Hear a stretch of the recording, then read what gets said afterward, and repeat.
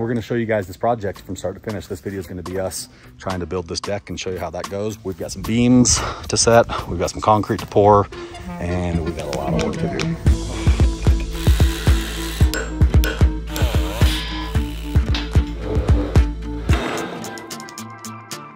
Ladies and gentlemen, you asked for it, so we're going to give it to you. In the last video up here at my cabin, we asked if you guys would be interested in seeing more on the progress and kind of how the whole project's going. And the overwhelming response was yes, show us more. So that's what we're going to do. We're back up here today. In the last video, throw some flashbacks here so you can see what happened. Essentially, the front deck on the cabin was destroyed by years of snowfall, especially this most recent winter. So in the last video, we came up here, tore it off, and now we're gonna build a new one. And we're not gonna use wood. We're gonna be using these steel I-beams with these aluminum I-beams as cross members. And then, something I'm really excited about is the actual decking material. We're gonna be using aluminum planks from bleachers that we reclaimed from the camp where we got the cabooses at. Everything's kind of coming full circle. So I love the recyclable materials any chance I get, just because there's no sense in scrapping stuff like this. Like this all came from the Colville job, right? These beams are ridiculously expensive if you were to go buy them brand new, but we got them as part of the deal, and so I'm in them for very cheap, and we got a bunch of them. The only thing we've had to buy so far was these steel I-beams. Everything else, including the aluminum I-beams for the cross members and the aluminum planks, came from jobs that we've done. So it's kind of cool for you guys to be able to see where the stuff comes from and where it ends up, and not just in the scrapyard, not just being sold, but actually being repurposed. So we're going to show you guys this project from start to finish. This video is going to be us trying to build this deck and show you how that goes. Going to be using Montana ghost wood to reside the whole cabin. We're going to be using aluminum shingles to redo the roof. So you guys said do it, so I'm going all in. It's actually kind of cool. I appreciate you guys being interested in this project because it gives me motivation to come up here and finish it. Like I've told you guys before, a lot of my personal projects kind of just get put on the back burner because we got to do stuff that's, you know, for the business. I appreciate you guys supporting this project, and let's get this bad boy looking sexy and no longer looking like a tough shed that's just been, you know, tumbled through a windstorm. So I'm going to commit to you guys right now that we're going to do a giveaway to, once this is finished, have some of you guys come up here and just give you the cabin for a weekend or for a few days, and let's spend some time up here in the Utah mountains so you can see just how incredible it is for yourself. So that's the deal. All right, you guys continue to support these cabin repair videos, and I'm going to choose a handful of you, probably do 2 or 3 different groups. We'll give you UTVs, you can wander the mountains, and like I said, you're on this ride with me, so I want to make sure that you all benefit from it. So that's the deal. We'll figure out a way to run a contest for you guys to win that, and we'll get into it. So with that said, we've got some beams to set, we've got some concrete to pour, and we've got a lot of work to do. So we're gonna get into it. Unstrapping the beams, and I don't know if you can see it on the video, but we're like this. So it's gonna be an avalanche of beams here in a second. Okay, here she goes. Maybe. As much as I thought it was gonna go. Anticlimactic, Alan. Yeah. I don't know why it was holding it.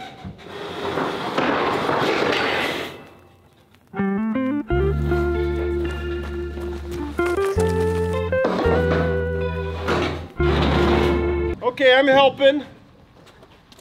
Right there, there you go. All right, you guys recognize this guy, right? Last time we had 3 of them up here, broke a couple of the chains, which, by the way, a lot of people get really, really, really upset when we call this a blade instead of a chain. To me, they're interchangeable. I realize it's not a blade, it's a chain with a bunch of little blades on it, so regardless. Anyways, I'm about to run the chainsaw, but before I do, I want to show you guys something. So, fun fact about me, I like to be overly prepared everywhere I go. So, sponsor of today's video is something that I'm super pumped on because it helps me stay organized. Sterling Pacific. Now, here's what I love about it. This right here is made out of 5052 aluminum, and the corners are wrapped in A380 aluminum. Don't let it fool you. Just because it's lightweight and thin doesn't mean that it's not rugged and durable. Like, I can stand on this thing, no problem. This bad boy is rugged, durable. Got those TSA grade locks That's just like the most satisfying sound in the world. I'm pretty confident this bag will last me my whole life. There's almost zero plastic on this thing. These guys used metal, they used high quality parts, they got oversized wheels that make this thing way, way smoother to handle and roll over little bumps and stuff like that. So they make this size, they make a larger size, and like I said, everything about it, from the fit and finish, the way these locks close, the way the trolley handles come out, see that? All aluminum, no plastic construction, high-end premium components, which make for a really solid case. So here's what I have to say about this. It's not the cheapest on the market, but in my opinion, it is hands down the best. We worked with Sterling Pacific to get you guys a deal to be able to make it more affordable, so some of you guys could get out there and buy the nicest suitcase on the market. All you gotta do is click the link in my description below, use the promo code Heavydsparks, and you're getting $300 off these bags. So listen, if you travel a lot, or if you just flat out need something that looks nice and performs even better, Sterling Pacific. I mean, really, there's no questions asked. Like, this is it. This is the nicest suitcase I've ever seen. And going to the ground with it? Yeah. Hold it, let's flip it over. Wow.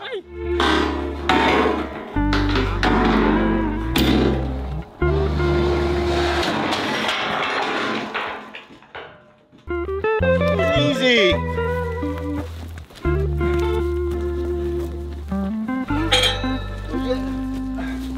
Oh, put it on this concrete beam for a second. Oh. Oh. Oh.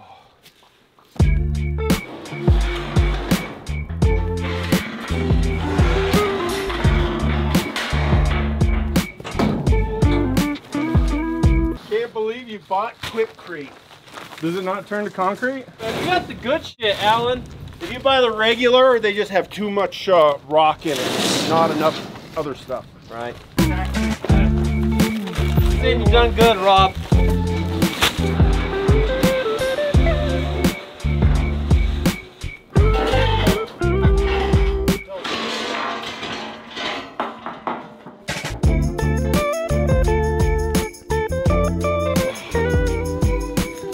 We could have brought the telehandler.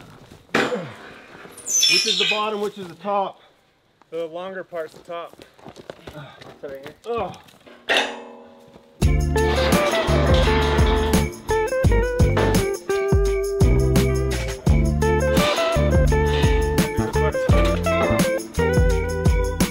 Jose is trying to find some blocks so we can jack up this corner of the house, and we can slide our new beam in place, get it mounted up, move on to the next one. How many is coming this way?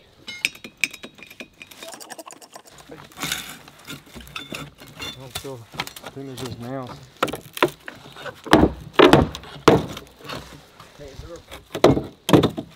One, two, three. There we go.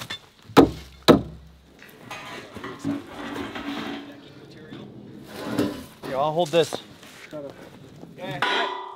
More. Is it supposed to be touching right there? No, we're gonna shim it.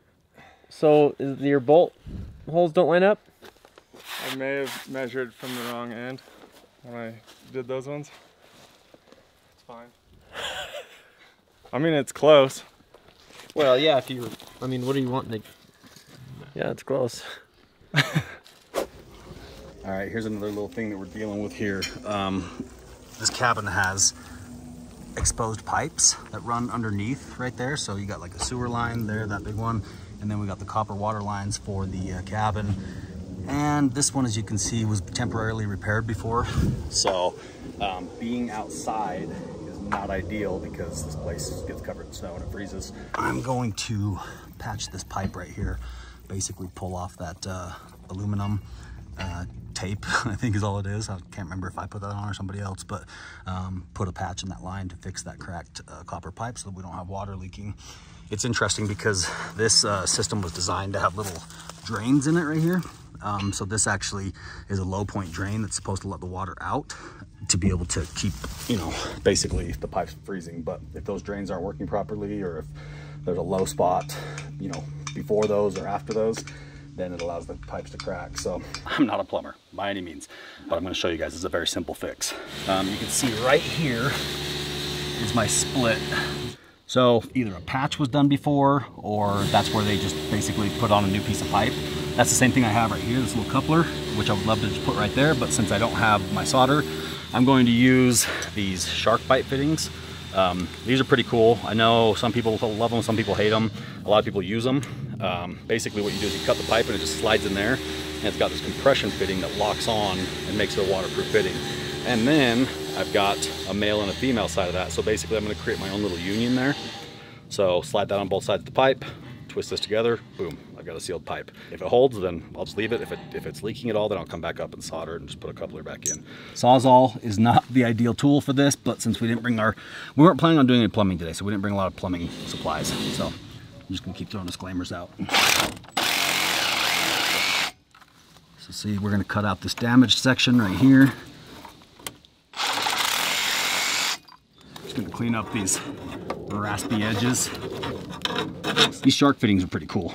They slide on, and once they're on, dude, they are on. Now we got ourselves a nice connection that we can spin and tighten up.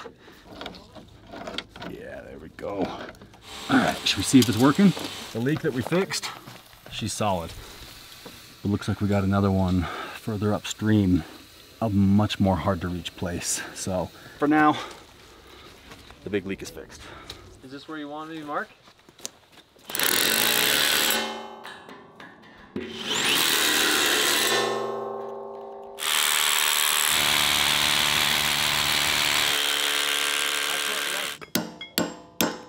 You're like 6 on there. 7 maybe. I would never do a cover.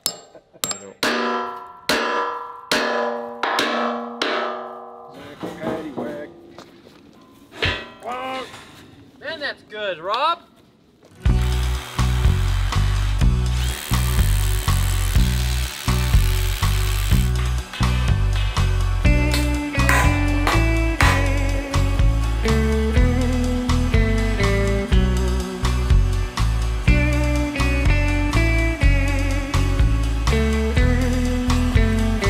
And not really paying attention because I was holding my kid and I was getting the swirl and I was like so pumped for chocolate and vanilla. It was apricot, caramel apricot. Oh, gross. It was the worst. I can understand that sentiment. Truth be told, I ate all of it. We are fixing my mess up right here. Calculating the distance to the nearest 1/1000th decimal point. What? Give me another minute to calculate. Calculating, calculating. Error, start again.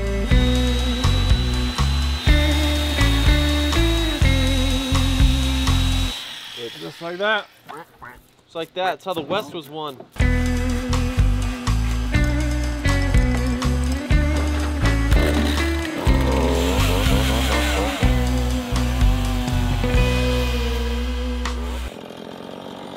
Those are nice.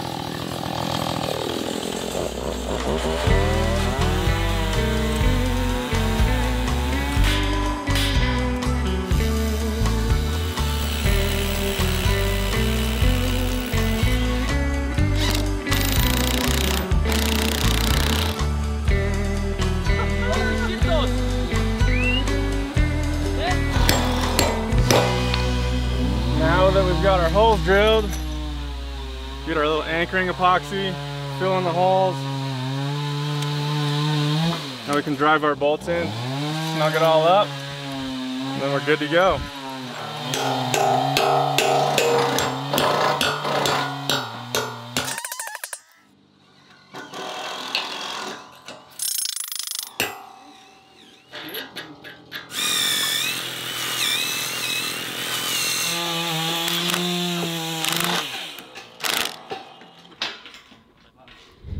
Yeah, get the viewers. I've Show got the viewers this right now. I've got Me somebody over here tightening these and Alan laying on his back.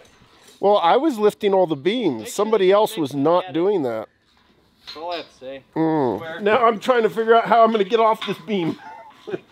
Oh boy. Oh, there we go. Metal beams in. Boom, boom, boom, boom, boom. Now we're taking the aluminum beams, running them this way. After that, we'll probably call it a night, but then Rob's got to come in, cut them all, drill all holes. So game plan now is just start laying these aluminum beams. What's that? Alan's just gonna try doing it by himself for some reason. We passed the tree yet? Yeah. Try to roll it if we can, or flip it or something.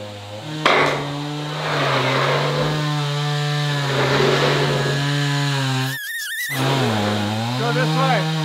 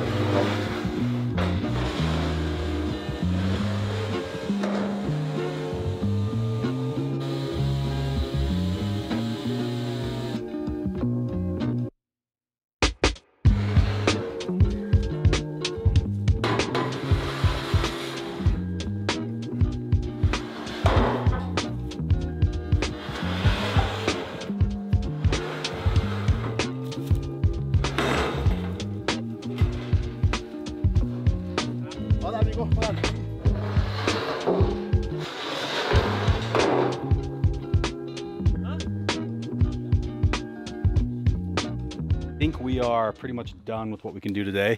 Show you guys what we got going on here. Basically, we took those steel beams and ran them out across the concrete pillars. Those are supporting the whole frame of the deck. And then on top of it, we've got these aluminum I-beams, which we got, like I said, from the big garage sale purchase. So we got a ton of these. These things new, I'll bet you this one beam is probably at least $1,000 if you go buy it. Yeah. So between $1,000 and $2,000, so it's full extruded aluminum I-beam and it's really heavy wall. So really good stuff. And we were either going to scrap it or try to sell it. So it ended up being perfect for this, because this would have been probably a $50,000 deck if I had to go buy this material new. So we're gonna wrap it up today. Tomorrow, Rob and Jose are gonna come back up and finish this section right here, because they got to pour some concrete and set some more tubes for supports, because remember, we're gonna do a full wraparound already around the side over there. And then we got to go back over to the place where we got the cabooses, Camp Tracy, and pick up the bleachers that we're picking up from them, because they have the planks that we're gonna use for the decking. So it's gonna work out really well.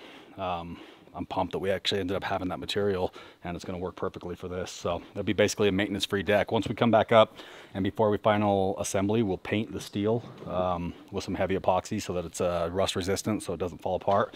Aluminum's obviously not going to rust, and we'll have a deck that'll probably outlast the life of the cabin. So that's that for today. In some of these upcoming videos, you're going to see us do all new siding. We're going to do Montana Ghostwood, so it's going to have that rustic kind of cabin, basically the same stuff I used on my house, kind of a rustic, really good looking material, but it's new wood that's made to look old, so you don't have all those splinters and twists and stuff like that in it, so it should be pretty good.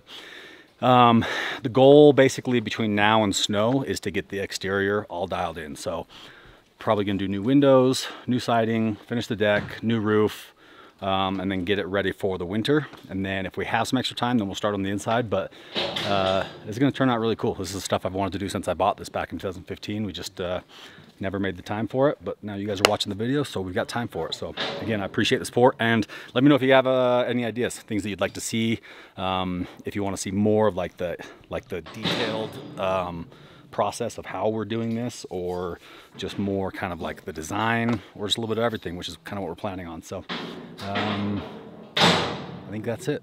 Thanks for joining us.